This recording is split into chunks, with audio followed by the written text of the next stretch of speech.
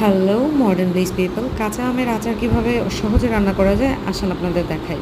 শুকনো মরিচ নিয়ে নেবেন, ঘরে থাকা পাঁচফোড়ন নিয়ে নেবেন, ঘরে থাকা রসুন নিয়ে নেবেন, সবগুলোকে একে একে করে টেলে সেটাকে ব্লেন্ডারে ব্লেন্ড করে একটা জায়গায় সাইড করে রেখে তারপরে পরিমাণ মতো যতটুকু আপনাদের আচার বানাবেন সেই পরিমাণে তেল নিয়ে নেবেন, মানে সরিষার তেল।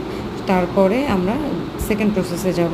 আমরা কড়াই ভালো করে গরম করে সেখানে আমরা আলাদা করে রাখা এখানে দেখতে পাচ্ছেন যে মশলাগুলো নিয়েছি, যেগুলো একদম সচরাচর আপনাদের ঘরে থাকে, সেই জিনিসগুলোই আপনাদের লাগবে আচার করতে। ঘরের বাহিরের এমন কোনো বিশেষ কিছু লাগে না। দেন আমরা এটার মধ্যে পুরো তেলটা ঢেলে দিব। 250 ml তেল লেগেছে আমাদের। আমরা 12 থেকে 14টা মিডিয়াম সাইজের কাঁচা আমের আচার করেছি সেই ক্ষেত্রে। এটার মধ্যে আমরা শুকনো মরিচ, তেজপাতা, তারপর হচ্ছে গিয়ে বাকি যা যা ছিল এখানে সব দিয়ে দিব।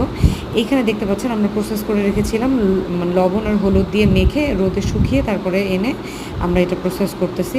আমরা কাঁচা যেই রসুনটা ছেঁচে রাখা ছিল সেগুলো দিয়ে নাড়াচাড়া করার পর যখন একটু ব্রাউন হয়ে যাবে তখন আমরা আমগুলোকে ঢেলে দিব। আমগুলো ঢেলে দিয়ে তারপরে ভালো মতো এটাকে আমরা অনবরত নাড়াচাড়া করব। নাড়াচাড়া করার পর একটু জাল কমিয়ে দিব। আমরা জাল কমানোর পরে আমরা সেখানে মানে আমাদের যেহেতু আম ছিল 14 থেকে 15 পিসের মতো, সেই অনুযায়ী আমরা 2.5 কাপের মতো চিনি দিয়েছি। আপনাদের স্বাদ অনুযায়ী যদি মিষ্টি বেশি পছন্দ করেন সেটা দিবেন। আমরা একটু টক ঝাল আচার বানাতে চেয়েছিলাম, তাই আমরা এখানে ভিনেগার অ্যাড করেছি।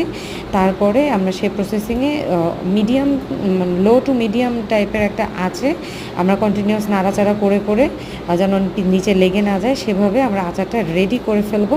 অ্যান্ড দেন হয়ে যাবে মজাদার কাঁচা আমের আচার।